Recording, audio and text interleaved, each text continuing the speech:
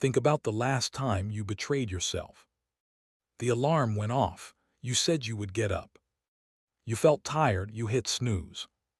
You told yourself you would work on your dream after work. You felt drained. You opened your phone instead. You said you were done with junk food. You felt stressed. You ordered it anyway. Then you told yourself a story. I needed rest. I will start fresh tomorrow. This one time does not matter. But it did matter.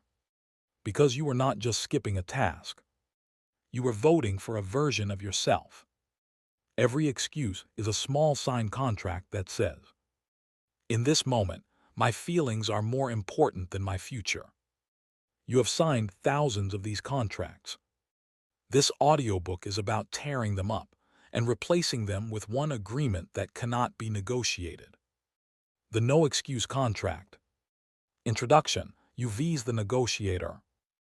There are two versions of you. The one that sets goals, makes plans and writes lists.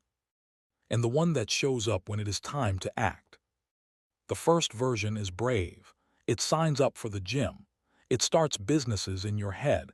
It imagines a different life. The second version is slick. It has a reason every time. It is raining today. You are too tired tonight. You will have more time next month. You do not know enough yet. This second version of you is not lazy. It is a lawyer. Its full-time job is to protect your comfort, even if it destroys your potential. You do not lose because you are incapable. You lose because you keep letting this inner lawyer negotiate your dreams down to what is comfortable right now. The scariest part. The lawyer sounds like logic. It sounds like self-care, like realism, like wisdom. Maybe I should not push myself. Maybe this is not the right time. Maybe I need to feel ready first. Meanwhile, your life is passing. If you could not negotiate with yourself, if your word to yourself was like a legal contract you could not break, how different would your days look?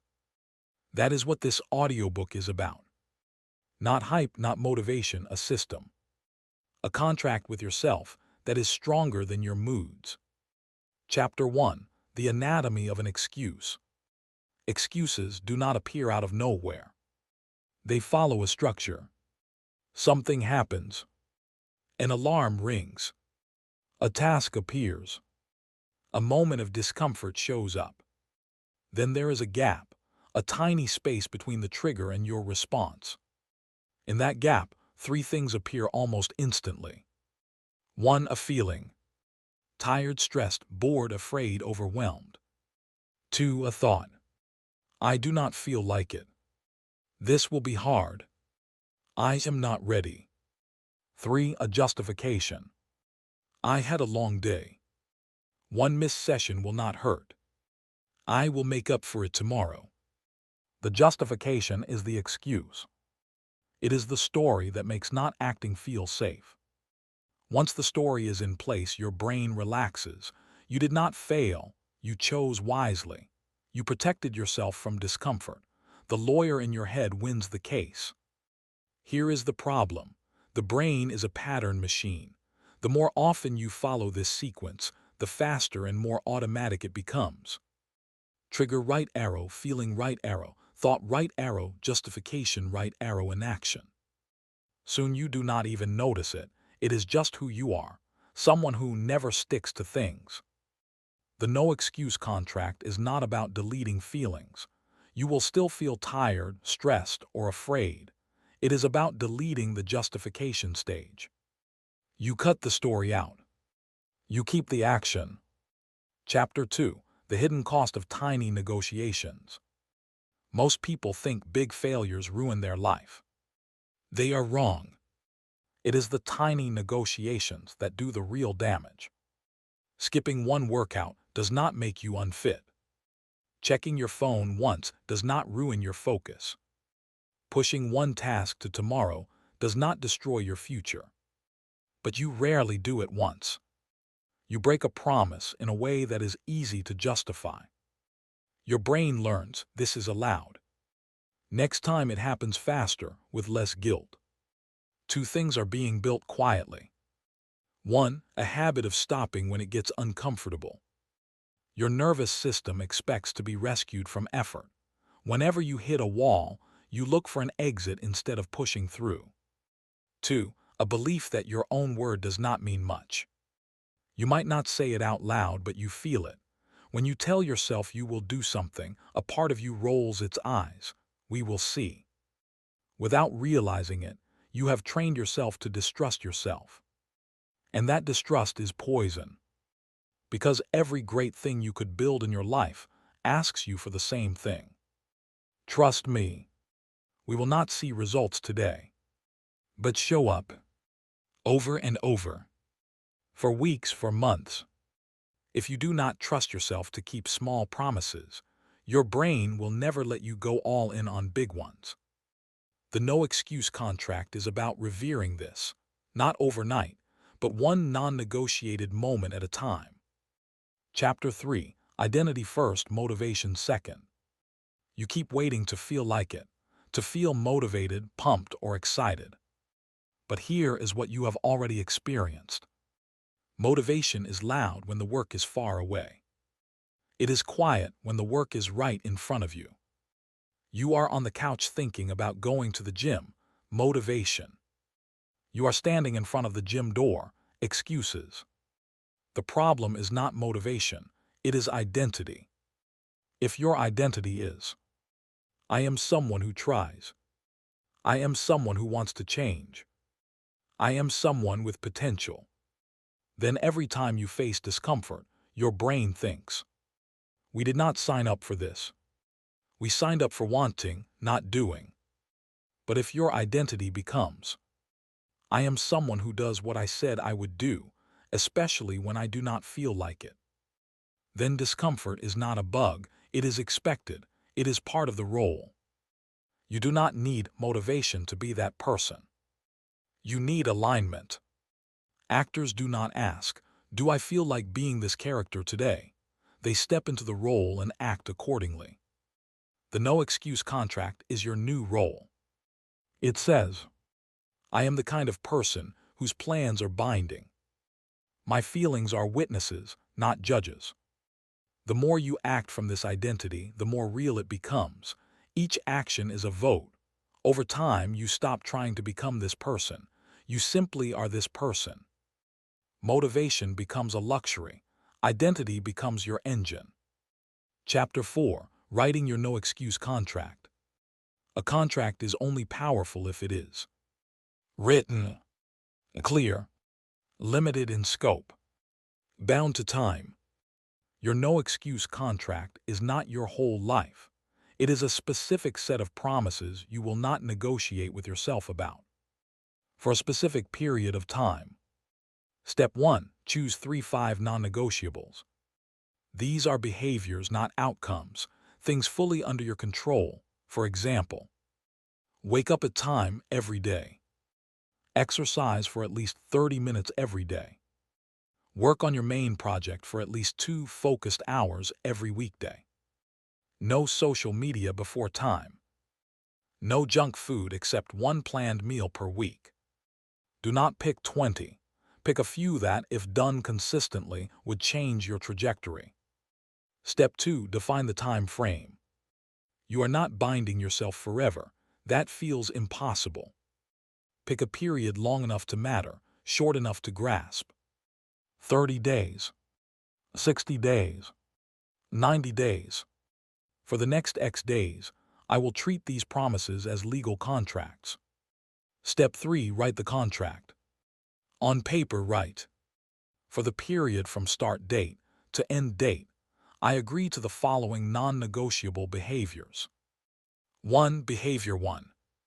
2. Behavior 2. 3. Behavior 3. Etc. During this period, I will not debate these behaviors with myself. I will not adjust them downward based on mood. I will treat any attempt to justify breaking them as an excuse, not a fact. I accept that. I will not always feel like doing them. My feelings are not a valid reason to break this contract. Signed, your name. Date. Keep this where you can see it daily. Read it out loud every morning for the first week. You are telling your brain, this is the law now. Chapter 5.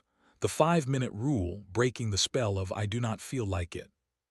The hardest part of any task is not the middle, it is the first step. I do not feel like it lives before you start. Once you are in motion, that voice gets quieter. The 5-minute rule is simple. Whenever your contract behavior is due and you do not feel like it, commit to doing it for just 5 minutes. Go to the gym and move your body for 5 minutes. Open the document and write for 5 minutes. Sit at your desk and work on the project for 5 minutes. Read the book for 5 minutes. 2 things can happen. 1. After 5 minutes you still truly cannot continue. Fine, you are allowed to stop. You kept your contract, you showed up. You weakened the excuse pattern. 2. After 5 minutes momentum kicks in, your brain adjusts. I do not feel like it fades, you continue. Most of the time it will be option 2, because the voice in your head was not telling you, I cannot do this. It was telling you, I do not want to go through the activation energy. The 5-minute rule lowers the activation barrier. It turns a mountain into a curb. The contract is not, I will crush every session. The contract is, I will start every session. And the person who always starts is the person who, over time, finishes more than anyone else. Chapter 6. Choosing your pain, the discomfort switch. There is no path without pain. There is only trade. You either choose the pain of discipline or the pain of regret. The pain of discipline is waking up early when you are tired, saying no to easy pleasure, struggling through learning something hard, feeling awkward while you level up. The pain of regret is looking in the mirror and knowing you quit, watching others live a life you wanted, carrying the weight of what if into every year, re-explaining to yourself why you still have not changed. Every time you face an excuse moment, you are at the switch. On one side, short-term comfort, long-term pain. On the other, short-term pain, long-term power. The no-excuse contract is pre-deciding which pain you will accept. You do not decide in the moment. In the moment, your nervous system will always vote for comfort. You decide now. For the next X days when I am at the switch, I choose the pain that makes me stronger. When the alarm rings, you do not ask, how do I feel? You ask, which pain did I already choose? Then you move. The more times you flip the switch toward discipline, the lighter it feels. Your nervous system adjusts. You stop expecting life to be easy. You start respecting yourself for consistently choosing the hard thing. That respect tastes better than any excuse ever has. Chapter 7. Designing an anti-excuse environment. Willpower is expensive. Environment is cheap. If your fridge is full of junk, you will eat junk. If your phone is next to your bed, you will scroll at 2 a.m. If your work desk is a chaos of distractions, you will not work deeply. Your contract is not just mental, it is architectural. Make excuses physically harder. Delete the apps that drain your focus. Log in only on a laptop for scheduled times. Move your phone to another room when you sleep and when you work. Remove junk food from your house. If you want it, you have to go out and get it. Set your workout clothes out the night before. Make starting as smooth as possible. Make contract behaviors physically easier. Have a clear, uncluttered workspace ready. Prepare simple, healthy meals or ingredients in advance. Keep your book where you usually waste time scrolling. Put your running shoes by the door. You are not just fighting your mind, you are fighting friction. Lower the friction for the right things. Raise it for the wrong things. An environment built around your weakest impulses will always beat a mind trying to be strong. So change the environment. Chapter 8. When you break the contract. You will break it. Not because you are weak. Because you are human. There will be a day where you sleep through the alarm. Skip the workout. Waste the deep work block. Fall back into the habit you are trying to kill.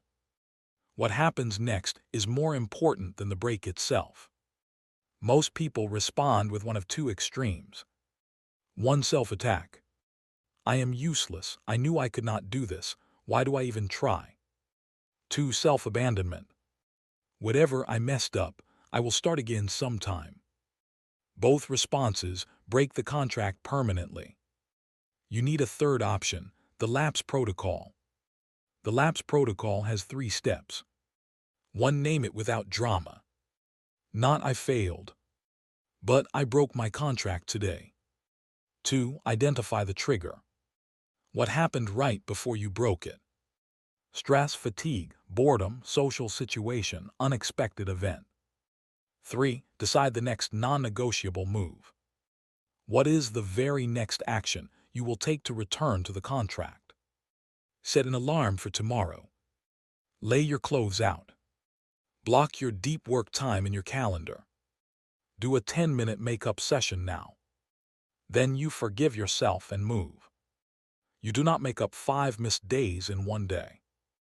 You do not punish yourself with extreme behavior. You simply refuse to let one broken promise turn into a broken identity. A contract is not ruined by a single violation. It is ruined when no one enforces it. Enforce it gently, firmly, immediately. Chapter 9. Living under the contract. At first, the contract will feel heavy. You will feel like you are constantly bumping into an invisible wall that used to be a door. You will think, I cannot just do whatever I feel anymore. Exactly. You are moving from a feelings-led life to a principles-led life. From impulse to intention. After a few weeks, you will notice something else. Some things get easier. You start moving without as much internal arguing. Your triggers become more obvious. Your excuses sound weaker, even to you. New feelings appear. Quiet pride when you do what you said. Relief from not constantly debating yourself. Respect for your own words slowly rebuilding. You will start to see the contract not as a prison, but as a spine. Something that holds you up when you would otherwise collapse. Other people might not notice yet. But you will. You will catch yourself in the middle of a hard task thinking, old me would have quit here. I am still going. That is identity changing in real time. Stay under the contract for the full time you chose. Do not shorten it. Do not water it down. You can renegotiate later from a stronger, clearer place. For now, your job is simple. Show up. No excuses. Closing from potential to proof. You have spent enough years being the person who could get in shape, could start the business, could fix their habits, could change. Potential feels good at first. It is safe. It lets you believe in a better version of yourself without risking anything. But over time, potential turns sour. It becomes a weight. A list of things you know you could do, but never actually did. The no-excuse contract is how you move from potential to proof. Proof does not come from grand gestures. It comes from 1,000 small, unglamorous, quiet acts of doing what you said you would do when nobody is watching. You do not need a better plan. You do not need another motivational speech. You do not need more time. You need one written agreement with yourself that says, for the next X days, my word is law. I will not negotiate with my weakest impulses. I will not let my feelings vote on my future. I will act in alignment with who I am becoming, not who I have been. Sign it. Live under it. Watch what happens. Not in one day, but in 30, in 60, in 90. You will not recognize the person who used to lie to themselves and accept it, because you will have become the kind of person whose promises mean something. And once you are that person, there is very little you cannot build. Tear up the old contracts. Write the new one. No excuses.